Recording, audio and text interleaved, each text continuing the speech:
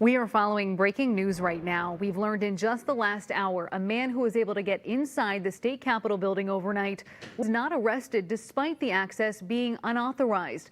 This here is the internal memo sent to lawmakers. It says a man was discovered inside the Senate chamber around 11:30 Friday night and then returned to the Capitol grounds in the morning. We have team coverage this evening. Our Richard Reeve has been gathering reaction from lawmakers.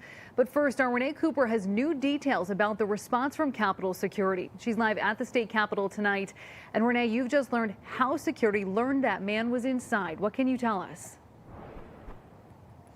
Well, Callan, we just got a statement from State Patrol, which oversees security here at the Capitol grounds. An agency official tells us an alarm system alerted Capitol Security that a man was inside the Capitol building around 11:30 last night. And that memo, emailed to state lawmakers from the Sergeant at Arms of the Minnesota House, reveals he was found in the Senate chamber.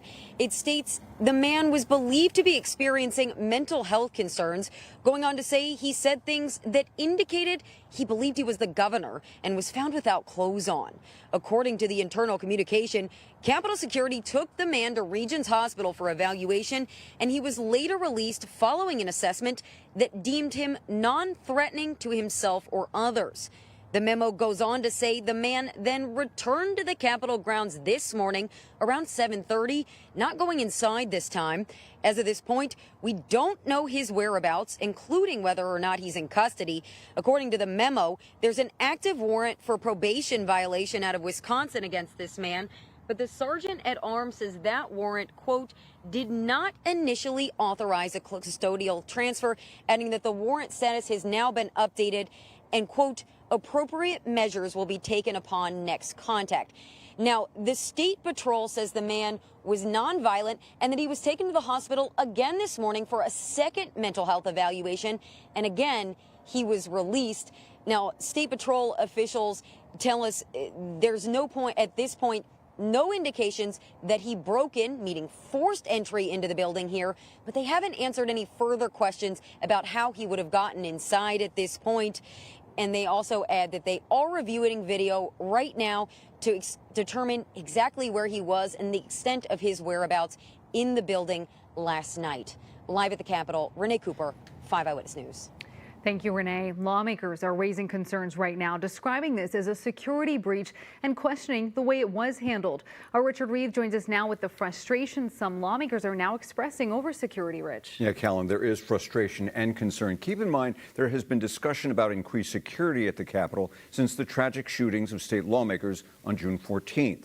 State agencies, especially the Department of Public Safety, are said to be taking a detailed look at what needs to be done to ensure safety at the Capitol.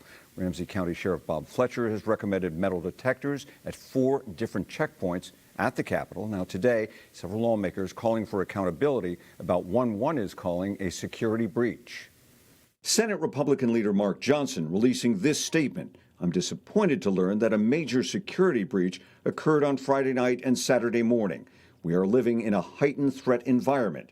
I expect the State Patrol and Capitol security teams will thoroughly review what happened and give Capitol officials and staff and the public their assurances that this will not happen again.